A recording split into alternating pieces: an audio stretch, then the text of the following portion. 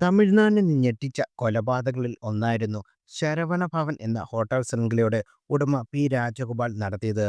Hotel ജീവനക്കാരന്റെ മകൾ ജീവജ്യോതിയെ വിവാഹം കഴിച്ചാൽ ബിസിനസ്സിൽ ഉയർച്ചയുണ്ടാകുമെന്ന ജ്യോതിഷിയുടെ വാക്കുകൾ വിശ്വസിച്ചാണ് രാജഗോപാൽ ജീവജ്യോതിയുടെ ഭർത്താവിനെ ജീവനൊടുക്കാൻ തീരുമാനിച്ചത്.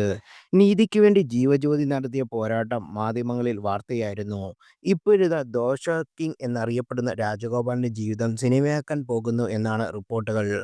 തെന്നിന്ത്യയിലെ പ്രശസ്ത സംവിധായകൻ ജ്ഞാനവേലാണ് സിനിമ സംവിധാനം ചെയ്യുന്നത്. ചിത്രത്തിൽ നായകനായി പരിഗണിക്കുന്നത് മലയാളത്തിന്റെ സ്വന്തം മോഹൻലാൽ ആണെന്ന റിപ്പോർട്ടുകളും പുറത്തുവരുന്നു. ജ്ഞാനവേൽ മോഹൻലാലിന്റെ കഥ പറഞ്ഞെന്നും അപ്ഡേറ്റുകൾ വഴി എത്തുമെന്നും സോഷ്യൽ മീഡിയ പോസ്റ്റുകൾ വ്യക്തമാക്കുന്നത്. യഥാർത്ഥ സംഭവങ്ങളെ പ്രേക്ഷകരിലേക്ക് സിനിമാരൂപനെ എത്തിക്കുന്ന ജ്ഞാനവേൽ മോഹൻലാലിനെ നായകനാക്കി സിനിമ ചെയ്യുമെന്ന റിപ്പോർട്ടുകൾ ആരാധകരിൽ ആവേശം ഉണ്ടാക്കിയിട്ടുണ്ട്.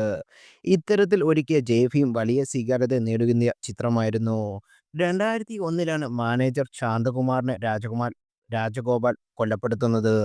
മർദ്ദനവും ഭീഷണിയും ദുർമന്ത്രവും എല്ലാം പരീക്ഷിച്ച് പരാജയപ്പെടുന്ന ഒടുവിലാണ് കൊലപാതകം. ഭർത്താവിനെ നഷ്ടപ്പെട്ട ജീവജ്യോതി നീതിക്കായി നടത്തിയ പോരാട്ടത്തിൽ നിരവധി വെല്ലുവിളികളാണ് നേരിട്ടത്. ശാന്തകുമാറിന്റെ സഹോദരൻ പോലും കൂറുമാറി.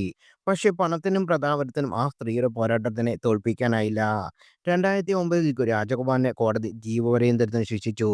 ഇതിനെതിരെ രാജഗോപാൽ സുപ്രീം കോടതിയെ സമീപിച്ചെങ്കിലും കോടതി ശിക്ഷ ശരിവച്ചു. പിന്നീട് ശിക്ഷ അനുഭവിക്കുന്നതിനിടയിൽ ആശുപത്രിയിൽ വെച്ചാണ് രാജകുമാർ മരിക്കുന്നതും.